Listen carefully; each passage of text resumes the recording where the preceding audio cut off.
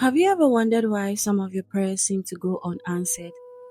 What if the issue isn't that God isn't speaking, but rather you are leaving the prayer room too soon? There are three protocols in prayer, and most believers stop at the very first one. The first protocol is asking. When it comes to your request before God, you do not need to come with your own decisions, your own ideas, or how you want your request to pan out. You ask with a heart that does not know at all how God is going to do it. And that is being humble enough to suspend what you know so you can become what God wants you to become or have. Simply put, don't approach God with your own answers.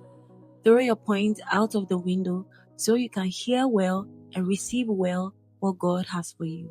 Second Chronicles 7:14 says, "If my people who are called by my name will humble themselves and pray and seek my face and turn from their wicked ways, then I will hear from heaven and will forgive their sin and heal their land."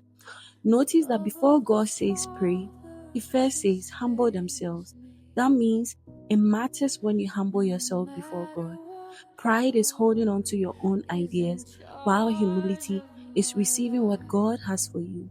So when it comes to asking, it is more about emptying yourself of what you already know so you are not blocked from receiving what God has for you. You need to suspend your own ideas of how a thing will happen so you can truly receive from God.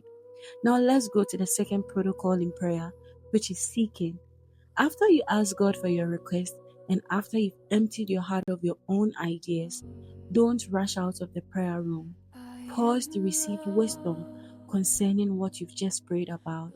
There's always a directive that comes after asking.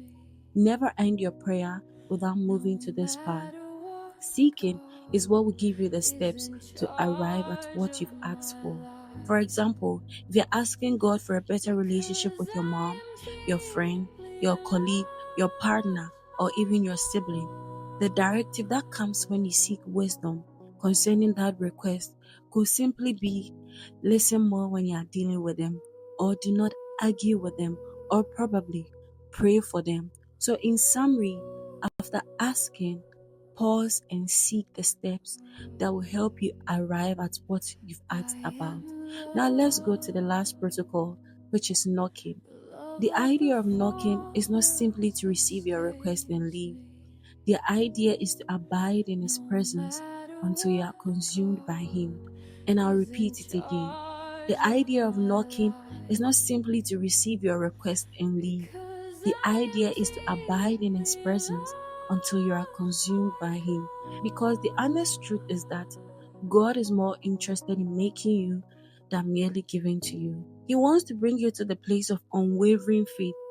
And now, before you can stand without wavering in faith, He wants you to keep coming until every unbelief, every doubt, every fear, and every uncertainty is removed from your heart. If you're honest, you've probably experienced this before. Many of us can attest to the fact that we sometimes become impatient when it comes to our request. There is always some sort of doubt lurking within us. We even go further and ask ourselves whether God will truly fulfill His word in our lives. And that is why knocking is so important. It is a transformative stage where the more you come before God, the more all those little foxes that pollute your faith are dealt with until you have that pure and perfect faith to believe in what God has for you. It is a transformative stage where the more you come before God, the more all those little foxes that pollute your faith are dealt with until you have that pure and perfect faith to believe Him completely and absolutely. As for your spirit, you are already complete, but for your soul, that is where most of the transformation takes place. So don't be discouraged.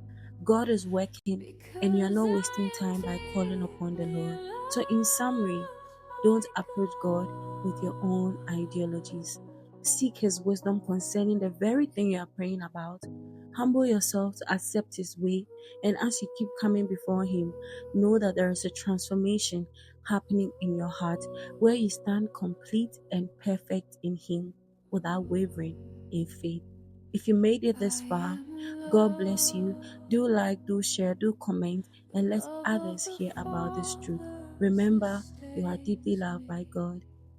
Blessings. No matter what, God is in charge.